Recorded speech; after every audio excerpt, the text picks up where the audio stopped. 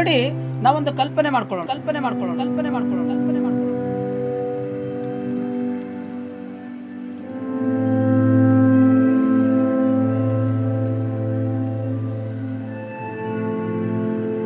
ಈ ಆನೆ ಸೊಂಡಿಲು ಎಂತ ಒಂದು ತೂಕವಾದ ವಸ್ತುವನ್ನಾದ್ರೂ ಕೂಡ ಅದು ಕಿತ್ತು ಬಿಸಾಕ್ತದೆ.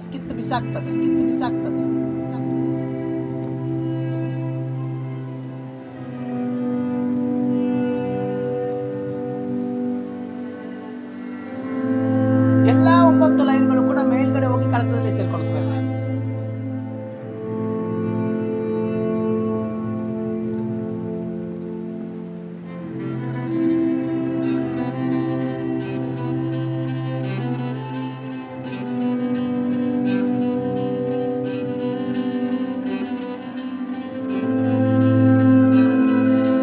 ಕೇವಲ ದೊಡ್ಡದು ಮಾತ್ರ ಅಂತಲ್ಲ ನೋಡಿ, ಸಣ್ಣ ಸಣ್ಣ ವಿಗ್ರಹದಲ್ಲೂ ಕೂಡ ಮೂಗುಗಳನ್ನ ಕತ್ತಿಸಾಕಿದ್ದಾರೆ. ಒಬ್ಬ ರಾಜ ಆಗೋನಿಗೆ ಅವನ ಮನಸ್ಸು ಮಾತ್ರ ನವಿಲಿನ ಬಾಲದಷ್ಟು ಸುಂದರವಾಗಿರಬೇಕು.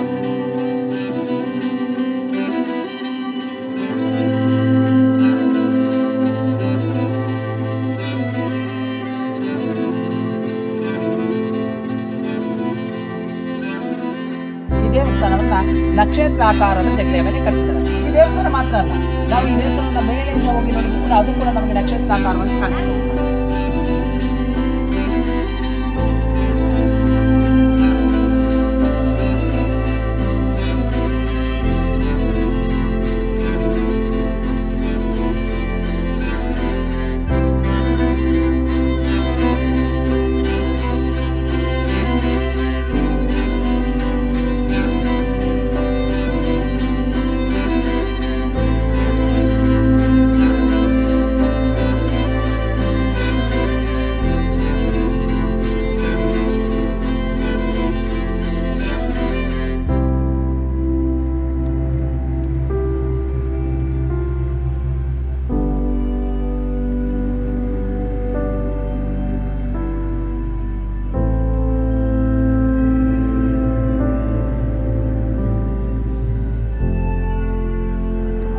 ನನ್ನ ಹೆಸರು ದೇವರಾಜ್ ಅಂತೇಳಿ.